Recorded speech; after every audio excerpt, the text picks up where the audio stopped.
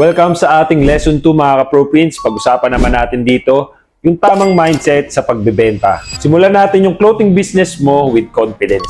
90% ang nagpe-fail sa isang negosyo hindi dahil sa product, kundi dahil sa mindset. Hindi ka talo kung mabagal yung pagsimula mo sa clothing business. Talo ka kung mali yung mindset mo. Marami sa ngayon ang nagsisimula sa clothing business, excited sila sa umpisa.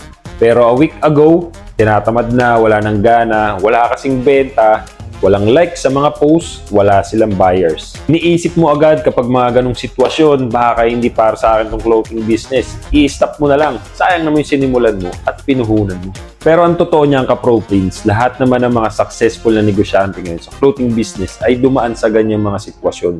Nahirapan din sila, pero ang pinagkaiba, tumuloy pa rin sila kahit bumagsak na sila. Ito yung mga tamang mindset na pwede mong i-apply.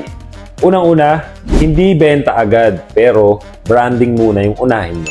Number 2, hindi likes or reacts agad, kundi consistency sa post lang dapat. Pangatlo, hindi kita agad yung iniisip mo, kundi relationship sa customers. Hindi porke walang naging resulta ay hindi na magkakaresulta in the near future. Ang problema kasi minsan gusto natin instant agad eh. Pero ang tunay na sikreto dyan, at pag-igihan mo at maging consistency ka lang sa ginagawa mo at siguradong magtatagumpay.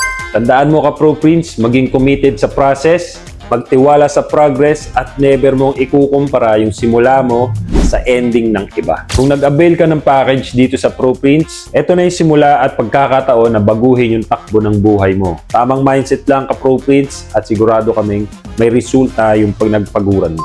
Kaya kung bago ka lang sa clothing line at naghahanap ka ng supplier mo na best supplier, Pro Prince na yung pupunta mo syempre. See you ka-Pro Prince sa ating next lesson. Sa lesson 3, pag-usapan naman natin doon kung nabenta mo na yung 5 t-shirts mo na in-order mo sa amin at ano ba yung sikreto para mabilis maubos ito. See you sa ating next lesson ka-Pro Prince. Dahil dito sa Pro Prince, hindi lang promo package yung makukuha nyo. Meron pa tayong mga tips and strategies na makakatulong along the way sa ating journey sa clothing business.